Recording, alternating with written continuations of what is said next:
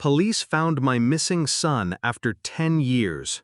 They handed him to me as though he were a stranger. 10 years missing.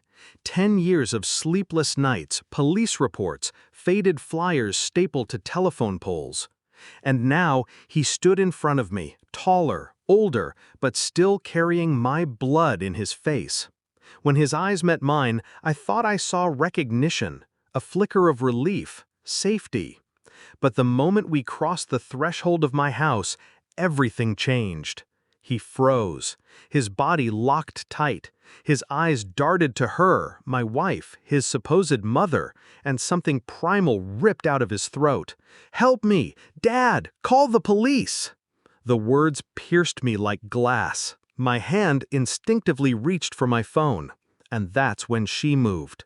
Swift, controlled, as if she had rehearsed this moment 1,000 times. Her hand slid into her purse. Metal glinted. The silence before the storm stretched into eternity. Then it happened. I had lived beside her for over 15 years, slept beside her, trusted her, built the fragile illusion of a family. But in that instant, as my son recoiled from her touch, everything cracked. Her voice tried to steady itself. "He's confused. Trauma does that. He doesn't know what he's saying." But I knew the look in his eyes. That wasn't confusion. That was terror. A terror carved deep, the kind that comes only from memory. My wife, the woman who cried beside me when our son vanished, who clutched my hand as detectives walked us through false leads, stood in my living room, clutching something in her purse like a weapon. I didn't press her. Not yet. I watched her mask form again. The trembling hands she pretended to calm. The soothing words she rehearsed for anyone who might doubt her.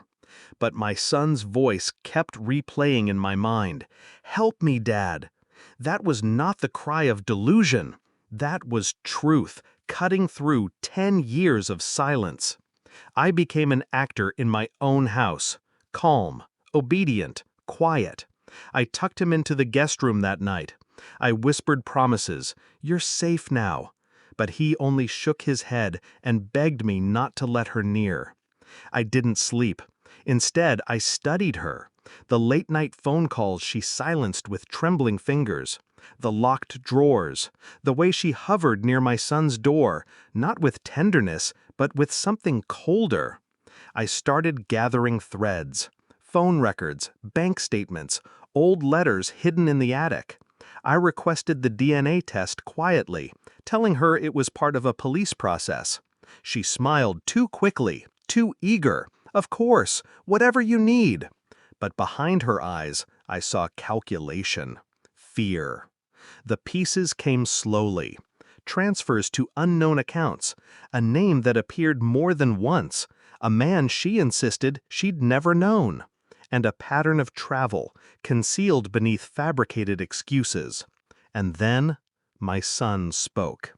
In fragments at first, he remembered a room, locks, whispers through doors, a woman's voice, hers.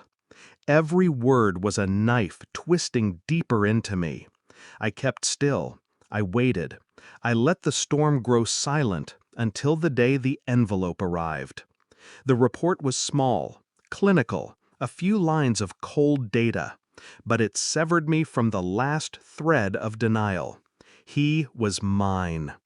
I carried the paper into the kitchen. She sat at the table, pretending to read, pretending to breathe easily.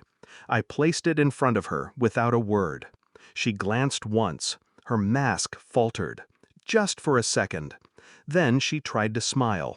"This doesn't prove anything," she whispered. But her eyes betrayed her. The fracture widened. The silence between us screamed louder than any confession.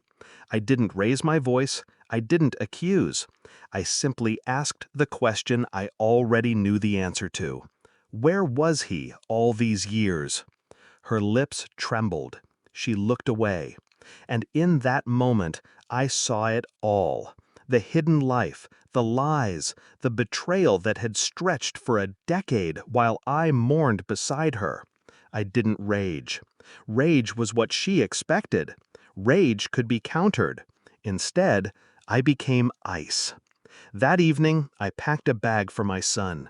He clung to me silently, eyes still fixed in suspicion toward her every movement. I left the report on the counter, beside her untouched dinner. A reminder, a sentence without words. Before I stepped out, she tried to speak. "We can fix this. Please, don't leave me." I turned, studying the woman I had once trusted with my life. I thought of every tear she had shed over his disappearance, every trembling night she had held me while secretly knowing the truth. "You already left me," I said. My voice was calm, surgical. 10 years ago. Her face crumbled. But I offered her no hand, no comfort. I let her drown in the silence she had created.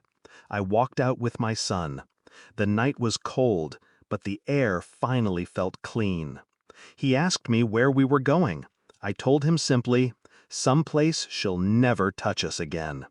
I didn't look back at the house, at the woman, at the graveyard of the life I thought I had. There was no victory in this, only clarity. But clarity was enough. The night was cold, but the air finally felt clean. He asked me where we were going. I told him simply, "Someplace she'll never touch us again." I didn't look back at the house, at the woman, at the graveyard of the life I thought I had. There was no victory in this, only clarity. But clarity was enough. The truth had stripped her of everything, and me of illusions. I had my son. She had her silence. And silence, I realized, was the cruelest prison of all. I didn't destroy her.